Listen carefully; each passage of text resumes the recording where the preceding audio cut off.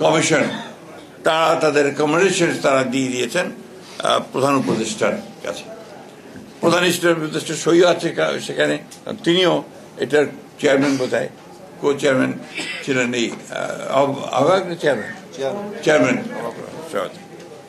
এখন অবাক বিষয়ে আমরা যেটা লক্ষ্য করেছি যে আমরা খুব একেবারে অত্যন্ত পরিষ্কারভাবে আমরা কিন্তু যে বিষয়গুলোর সঙ্গে আমরা একমত ছিলাম না, আমরা সেখানে নোট অফ ডিসেন্ট দিয়েছিলাম।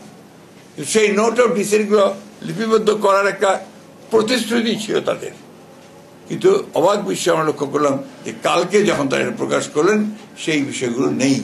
নোট অফ ডিসেন্টগুলো পুরোপুরি উপেক্ষা করা হয়েছে, ইগনোর করা হয়েছে। এটা তো ঐক্যবদ্ধ হতে পারে না। তার ঐক্যবদ্ধ কমিশনটা করা হয়েছিল কেন? এই ঐক্যবদ্ধ কমিশন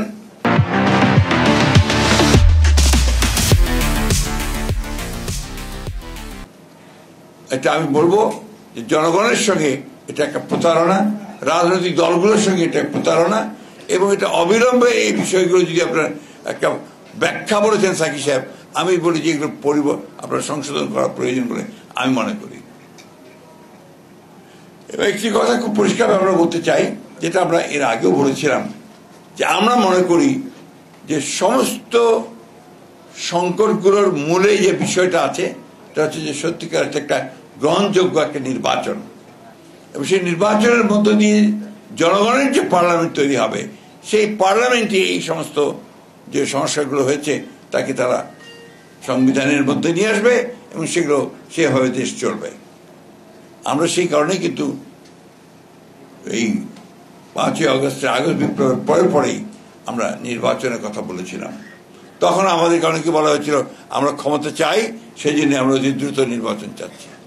আজকে প্রমাণিত হচ্ছে যে এই নির্বাচনটা যত দেরি হচ্ছে তত বেশি সেই শক্তিগুলো শক্তিশালী হচ্ছে, ফ্যাসিবাদী শক্তিশালী হচ্ছে, যারা এখানে একটা এনার্জি তৈরি করতে চায়, এখানে একটা আপনার গণতন্ত্র যেন সত্যিকার অর্থে প্রতিষ্ঠিত হয় সেই ব্যবস্থাটা দেখতে চায়। আজকে সেই জন্যই আজকে আমি বক্তব্য বেশি বাড়াতে চাই না। আমি অন্তর্বর্তীকালীন সরকারের প্রধান উপদেষ্টার দৃষ্টি আকর্ষণ করে বলতে চাই, আপনি কিন্তু আপনি জনগণের সামনে কিন্তু প্রতিশ্রুতিবদ্ধ, ওয়াদাবদ্ধ যে আপনি এখানে সত্যিকার অর্থেই যেটুকু সংস্কার দরকার সেই সংস্কারগুলো করে আপনি একটা জনগণের যে কাছে গ্রহণযোগ্য একটা নির্বাচন দেবেন, সেই নির্বাচনের মধ্যে যে পার্লামেন্টে আসবে সেই পার্লামেন্ট এই দেশের সংকটগুলোর সমাধান করবে। সুতরাং আজকে যদি এর থেকে কোনো ব্যত্যয় ঘটে, এর থেকে বাইরে যদি যান, তার দায় দায়িত্ব সম্পূর্ণ আপনাকেই বহন করতে হবে। এই কথাটা আমি খুব পরিষ্কার করে বলতে চাই। সেই জন্যই আমি আশা করব যে তারা তাদের এই উপলব্ধি আসবে এবং অতি দ্রুত এই সংস্কার কমিশনে সকল দলগুলোর মধ্যে যেগুলো আমাদের একমত হয়েছি এবং যেগুলোতে দ্বিমত পোষণ করেছি সব কিছুকে নিয়ে একটা নির্বাচন আপনি অবিলম্বে দেবেন, যে নির্বাচনের মধ্য দিয়ে আমরা একটা জনগণের একটা পার্লামেন্ট তৈরি করতে পারবো, একটা জনগণের শাসন আমরা দেশে নিয়ে আসতে পারবো।